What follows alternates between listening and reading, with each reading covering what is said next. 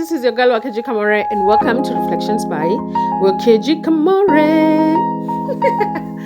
Today we are going to be looking at Job chapter 1. Finally, tunaanza kitabu. Job chapter 1, we're going to be looking at what is happening in this chapter, and then I'm going to be sharing what my takeouts are, or just the summary of it and what my takeouts are.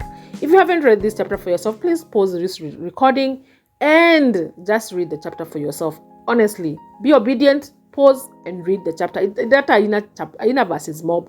Just read the chapter for yourself. All right, so in this chapter, we see, number one, that Job was a real historical man, that he's not a fictional figure. This is not a fiction story. This is something that happened. It says there was once a man named Job. This is not a story of one long time ago, I mean, there was an ogre that was friends with, I don't know which animal. No, this is a real man that existed. He lived in the land of Uz, and he says that he was blameless and he was a man with complete integrity. He feared God and he stayed away from evil. And then we see that this man was rich and he was blessed. He owned 7,000 sheep, 3,000 camel, 500 teams of oxen. By teams, it means like almost like couples, like pairs, not teams, like not couples, pairs of oxen, 500 female donkeys. He also had many servants, and he was in fact the richest person in that entire area. So first, one of the things that I noticed from this chapter is that there is a high possibility that being blameless, being righteous, being a man of integrity has brought these riches to Job. So if you want true riches, the way to get it is to be blameless, righteous, and be a man of integrity. All right, so now we go ahead to see that he had seven sons and 3 daughters, and we see that they would take turns in hosting like dinners and parties and get-togethers. And every single time that they would do this, that Job would early in the morning wake up and just go make sacrifices for them, just in case they had actually sinned, just in case they had cast God in their hearts and in their speech and in these parties that they used to hold. And this was Job's regular practice. So I'm like, if this used to happen, I don't know how often they used to hold these parties and these dinners and these, get-togethers, his children, but every single time they would do that, Job would go early in the morning, send for them, and then he would offer sacrifices for them just in case that they had sinned. And then we see now we move from the earthly picture, or rather the earthly scene of who Job is, and now we have been taken to the spiritual scene of what's happening in the spiritual realms. And it says, one day the members of the heavenly court came to present themselves before the Lord, and the accuser, Satan, came with them. Where have you come from? The Lord asked Satan. And Satan said, or rather answered, I have been patrolling the earth, watching everything that's going on. All right, let's pause there and just see what it is that we can pick from there. First, I think one of the things that I have noticed that Satan has an accountability to God. Rather, at that specific time, he had an accountability to God. And then one of the other things that I noticed that Satan is not everywhere at all times. As the Bible says that he's roaming, he's looking for someone to attack. That is just basically what he's constantly doing. He's constantly roaming, looking around, lurking around to see who it is that he can attack. And he's not everywhere at every single time. Because if he was everywhere at every single time, the Lord would not have asked him, where have you come from? Because abangekuwa anajua si anaweza kuwa everywhere, so he could have been anywhere. But Satan cannot be everywhere at every single time. So that's not a power that he has. But he's constantly roaming and looking for someone to attack, just from what it is that we have seen. And then the Lord, we see in verse 6 that the Lord asked Satan, have you noticed my servant Job? He is the finest man in all the earth. He is blameless, a man of complete integrity. He fears God and stays away from evil. What we can learn from this is that, number one, that God takes pride in those that are righteous. God takes pride in those that are blameless, in those that are actually worshiping him, those that fear the Lord, those that stay away from evil, those that have integrity. The Lord actually takes pride in saying, that's my servant, that's my son, that's my friend. Like, he actually takes pride in that. And then Satan replied, yes, But Job has a good reason to fear God. You have always put a wall of protection around him and his home and his property. You have made him prosper in everything that he does. Look how rich he is. But reach out and take away everything he has, and he will surely curse you to the face. So Satan accuses Job of only loving God because God has blessed him. Let's pause there and ask ourselves, how many times have you loved God and worshipped him and, spent time with him because he has blessed you, because things are going right? I feel like this is not something that is far-fetched. I mean, what Satan is saying is not far-fetched. It's possible that someone would love God and fear God and be, God's champion and God's fan because God has been a blessing to him. But if things were a little bit of reverse, it's difficult for someone to bless God. It's difficult for someone to worship God when they are going through a really difficult time. So what Satan is saying, it's not far-fetched. It's something that we have seen happening sometimes even in our lives and even in the lives of other people. So I make it too far-fetched. And then God gives the permission, says, all right, you may test him. The Lord said to Satan, do whatever you want with everything he possesses, but don't harm him physically. So Satan left the Lord's presence. So one of the other things that we notice from this, or rather the thing that we can learn from this verse, is that Satan operates under permission. Satan does not operate under permission. Sometimes we personally ourselves give him permission by the words that we are saying, by the things that we are believing, and also that he operates under permission from God. That yes, there's a Bible verse that says that God does not test us, but he allows the enemy to test us. And this is what we are basically seeing. God allowing for the test to come. God allowing for the difficult season to come. But does not necessarily mean that God tested Job. Satan operates under permission. The other thing that we see is that now from there we see Job losing, his daughters, his children, we see him losing his property, his cattle, his camels. And really we just see that God has actually permitted Satan to strike Job's wealth. We see 5 disasters that leave Job without kids and without all his wealth. And then at the very end, we see how Job responds to this. And we see that Job stood up and tore his robe in grief. Then he shaved his head and fell to the ground to worship.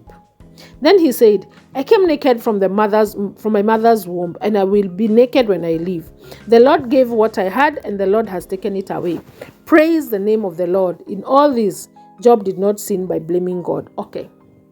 Let's pause there, because I feel like this verse, one of these verses here, is really sometimes used out of context and used without the understanding. I've seen this Bible verse being written on eulogies. I've seen it, people saying, Mimi nitarudi naked. Well, some part of it is true, some part of it is not true. So when Job says, I came to this world naked from my mother's womb, and I will be naked when I leave, I feel like, yeah, that makes sense. But when you die, it does not necessarily mean you'll be naked. You won't be naked when you die. So you could die in your sleep and you're wearing your pajamas. So really, you won't be naked. Like really, when we look into this verse, we tear it apart and look at it and see, is what Job is saying, like, is that gospel truth? Is what he's saying gospel truth? And honestly, for me, I don't think that is gospel truth.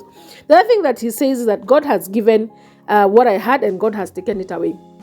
So first, yes, God gave him all that he had. But is it the Lord that has taken it away? It is not the Lord that has taken it away. Yes, he has allowed Satan to come and strike Job, but it is Satan who has taken it away. It is not God who has taken it away. So when you know the backstory, when you know what's happening in the spiritual realm, which the chapter has been really good at showing us. He's shown us what is happening in the physical, like the world where Job is doing really well. This is how he's blessed. He's shown us the conversation that happened in the spiritual realm, and then he shows us the result, or rather the results of that conversation. So we see in the conversation between God and Satan, and where God is saying, okay, I've given you the permission to test Job.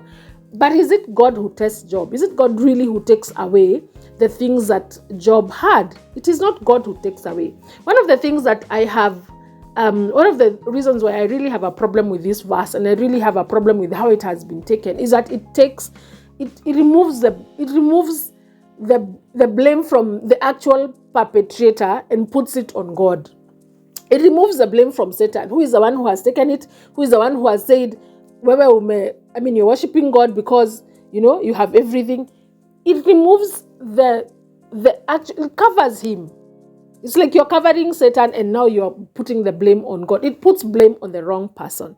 And one of the things that I want to make clear is that when Job is saying this, it is a description of Job's grief. It is a description of Job's emotion and the things that he's going through. He's just lost everything. You've lost your children, you've lost your animals, you've lost your buildings, you've lost literally everything. The only thing that you have now is you, your life, and your wife. And of course he's going through grief. Of course he's going through emotions. And I want you to take this verse as a description or a showing of Job's emotion and grief, and not a description of God's character. Like when he says that the Lord has taken it away, that is not a description of God's character. It's just a description of how Job was feeling at that specific point. It's a description of how Job was feeling, the description of his emotions, the description of his response, but it doesn't say that this is not a description of God's character. God is not the kind of God that gives and takes. He might allow for suffering to come. He might allow for tests to come, but he is not the one who takes. And I think that's the thing that I need us to be very, very clear about. And then the other thing that I noticed is that he stood up, he tore his robe out of grief, this is real grief. Like he stood up, tore his robe in grief, he shaved. Hi guys, this is your girl Wakeji Kamore, and welcome to Reflections by Wakeji Kamore. Today we are going to be looking at Job chapter 2, and if you haven't read this chapter for yourself, imagine, let's just be obedient people who just, follow instructions. The instructions are: read the chapter for yourself before you listen to the recording, so that then you have your own revelation. The Holy Spirit has spoken to you before you come and listen to my summary and my takeout from the chapter. Imagine you get like double. You get one that the Holy Spirit spoke to you, then you get to listen to me, and then maybe you even get something extra. I think that's a good plan. All right. So chapter 2 of Job, of the book of Job. When I say Job, it sounds like chapter 2 of someone. Chapter 2 of the book of Job, or that is the story of Job. It starts with the spiritual realm scene. This is like a movie, guys. We're watching there's different scenes. There's what is happening in the world, then there's what's happening in the spiritual realms, or what's happening in the heavenly places. And it starts with that scenes, and says, then another day came for the angels to meet with the Lord, and Satan joined them for this meeting with the Lord. And the Lord said to Satan, where have you been? And Satan answered, the same way, I've been roaming around the earth, going from place to place. As in, this guy has no work to do. Kazi yake tu ni kuroam around na kutafuta watu wa kuattack. Can you imagine? Then the Lord said to Satan, just the same way he had said it, have you noticed my servant Job? There is no one else like him on earth. He is good, he is a faithful man, he respects me, and he refuses to do evil. He stands faithful, even though you asked me to let you destroy without reason everything that he had. First, I like that fact that it was without reason. It's not because Job had done anything wrong. It was without reason. He says he's still faithful, even though you asked me to let you destroy without reason everything he has. I'm reading from the easy to read version, so maybe it might be a little bit different from the version that you're reading from, but I really like the easy to read version. And then Satan answered, skin for skin, a man will give everything he has to protect himself. I swear, if you attack his flesh and bones, he will curse you to your face. So Satan accuses, again, Satan is the accuser, and we see that's all he's doing even in this specific space. He accuses Job of remaining faithful because he's still healthy, because he's not suffering like physically, like his body is still okay. So he accuses Satan of doing that. So the Lord said to Satan, all right, Job is in your hands, but you are not allowed to kill him. First and foremost, let me cement this. You need take out that we had from yesterday's chapter that Satan operates under permission. He operates under permission. He operates under permission. And we see here, he is being told, uko na boundary. Kutoka hapa, mpaka hapa, usivuke hapo. Do not try to even go past that. So Satan left the meeting with the Lord and gave Job painful sores all over his body, from the bottom of his feet to the top of his head. Let me tell you guys. Have you ever had a kidonda, you guys? Now imagine that from the sole of your feet, not from so you can't even walk, to the top of your head. You can't even sit on your bum. Like it has sores, it's painful, it's probably oozing and has pus, and hey man, it doesn't look pretty at all. Me, I'm just like, hey, dear Lord. So Job sat on a pile of ashes, maybe because ashes are more comforting, like it's softer than, I don't know, maybe because it was like a powder, so it makes the sore dry than, it's like how you pour powder on, there was that healing powder that we usually would put on wounds just so that it dries. So maybe he uses ashes for that. So he's probably just poured ashes all over himself just so that the wounds can dry up and the pulses and the oozeness can stop.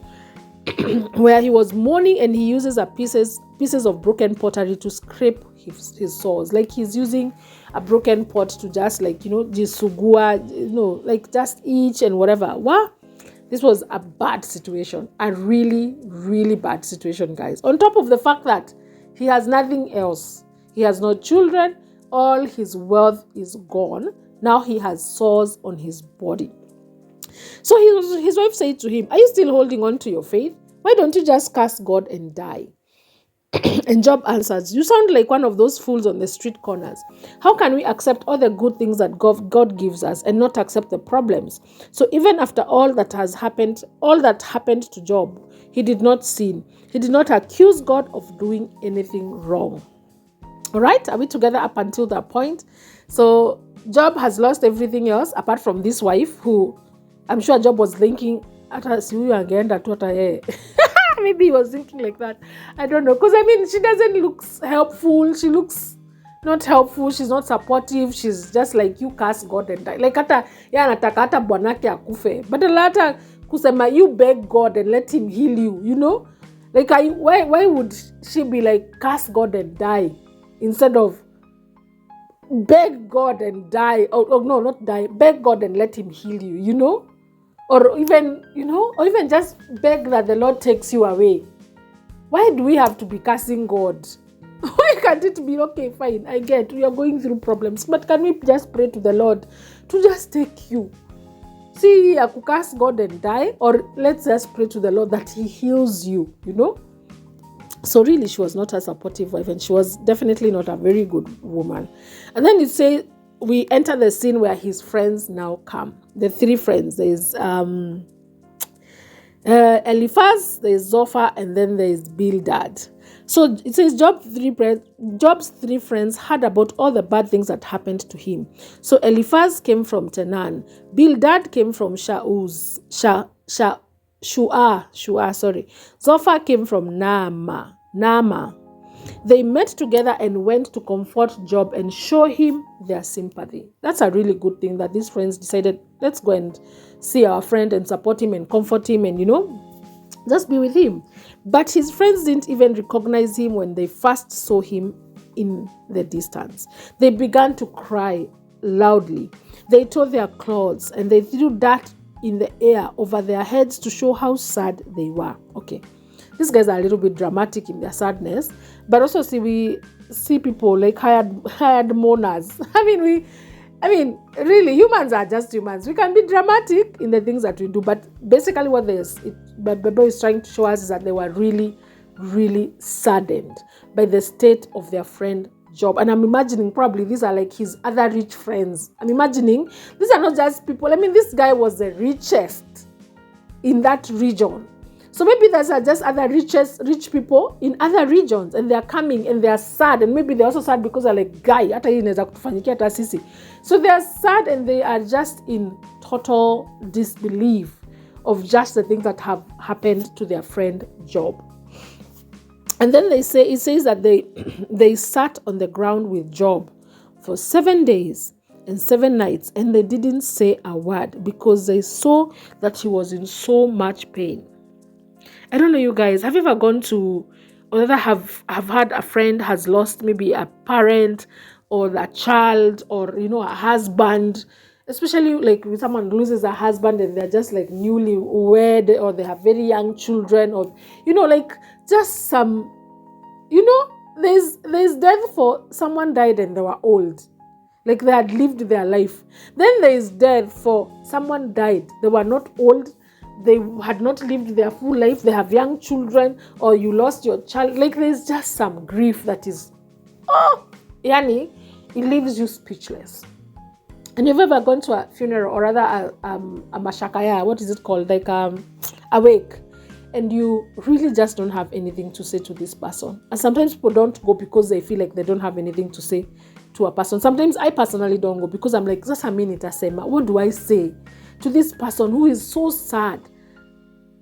But the Bible tells us that there's nothing wrong with just going and sitting next to the person, even if you say nothing.